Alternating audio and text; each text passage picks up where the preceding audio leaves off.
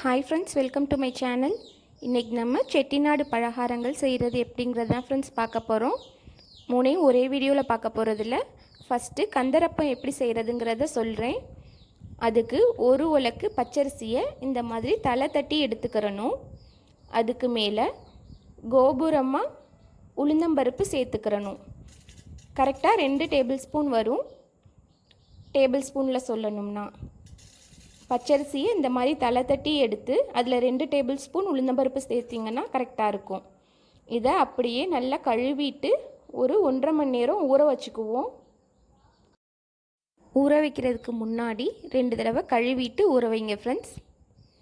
இப்போ நல்லா ஊறிடுச்சு, 1.5 மணி நேரம் ஆயிடுச்சு.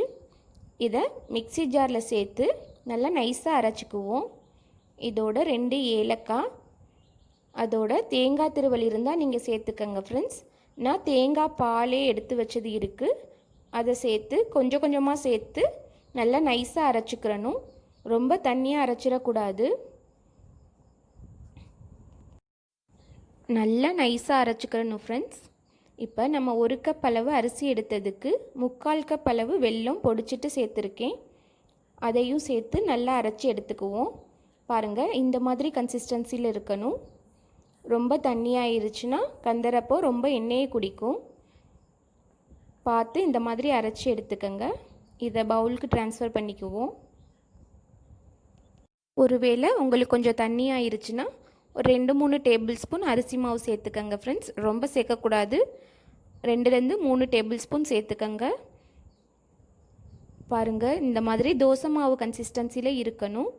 இது அப்படியே ஒரு 1 மணி நேரம் செட் ஆகட்டும். அதுக்கப்புறம் நம்ம கந்தரப்பம் சுட்டுக்குவோம். இப்போ 1 மணி நேரம் ஆயிடுச்சு. மாவை நல்லா மிக்ஸ் பண்ணிவிட்டு எண்ணெயை காய வச்சு சுட்டு எடுத்துக்கிறலாம். நீங்கள் 1/2 மணி நேரம் ஊற வச்சா கூட போதும் ஃப்ரெண்ட்ஸ். அரைச்சதுலேருந்து ஒரு 1/2 மணி நேரம் கழித்து கூட சுட்டு எடுத்துக்கிறலாம். இது ரொம்ப ஈஸியான பலகாரம், ஆனால் டேஸ்ட்டு ரொம்ப சூப்பராக இருக்கும். சாஃப்டாக, நம்ம சோடா மாவு முட்டை எதுவுமே சேர்க்காமலே நல்லா சாஃப்டாக இருக்கும். ஒரு தடவை செஞ்சு பாருங்கள், உங்களுக்கு ரொம்பவே பிடிக்கும். எண்ணெய் நல்லா சூடானதும் மாவை நல்லா கலக்கிட்டு இந்த மாதிரி ஒன்றொன்றாவும் சுட்டு எடுத்துக்கலாம். ஒன்று மேல் எலும்பி வந்ததுக்கப்புறம் அடுத்தடுத்த நீங்கள் ஊற்றி கூட சுட்டுக்கலாம். ஒரே டைமில் ஒரு 3-4 இந்த மாதிரி சுட்டு எடுத்துக்கலாம் ஃப்ரெண்ட்ஸ். ஊற்றி ஒரு 2 நிமிஷத்துலேயே நல்லா பஃப்னு மேலே எலும்பி வந்துடும். அதுக்கப்புறம் நீங்கள் அடுத்த பக்கம் திருப்பி விட்டு 2 பக்கமும் நல்லா வேக வச்சு எடுத்துக்கோங்க. இந்த மாதிரி எண்ணெயே மேலே தள்ளி விட்டுக்கிட்டே இருந்தீங்கன்னா நல்லா பஃப்னு வந்துடும். பாருங்கள் எப்படி நல்லா சூப்பராக வந்திருக்குன்னு.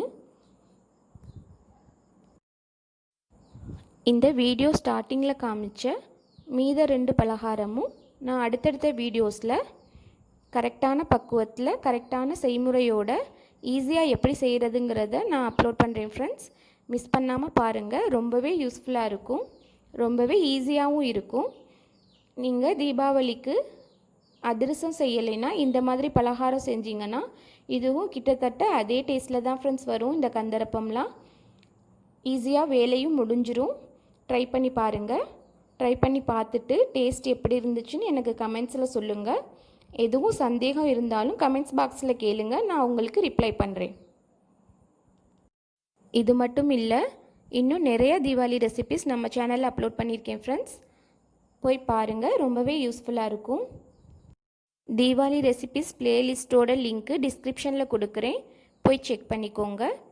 தீபாவளி ரெசிபிஸ் மட்டும் இல்லை ஃப்ரெண்ட்ஸ், நம்ம சேனலில் நிறையா கேக் ரெசிபிஸ், கேக் க்ரீம் எப்படி செய்கிறது, விப்பிங் க்ரீம் எப்படி செய்கிறது, விப்பிங் க்ரீம் எங்கே வாங்குறது, எப்படி ஸ்டோர் பண்ணணும், அதோட இன்னும் நிறைய ஐஸ்கிரீம் ரெசிபீஸ். கடையில் வாங்குகிற ஐஸ்கிரீம் என்ன டேஸ்ட்டில் இருக்குமோ, என்ன க்ரீமினஸில் இருக்குமோ அதே மாதிரி வீட்டில் எப்படி செய்கிறதுங்கிறதெல்லாம் ரொம்ப ஈஸியாக செஞ்சு காமிச்சிருக்கேன் ஃப்ரெண்ட்ஸ்.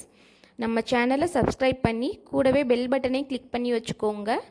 அப்போ தான் நான் போடுற வீடியோஸ் எல்லாமே உங்களுக்கு கிடைக்கும்.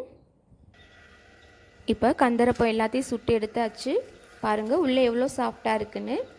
இந்த வீடியோ பிடிச்சிருந்தால் லைக் பண்ணி ஷேர் பண்ணுங்கள். நம்ம சேனலில் மறக்காமல் சப்ஸ்கிரைப் பண்ணுங்கள். கூடவே பெல் பட்டனை கிளிக் பண்ணிக்கோங்க. தேங்க்யூ.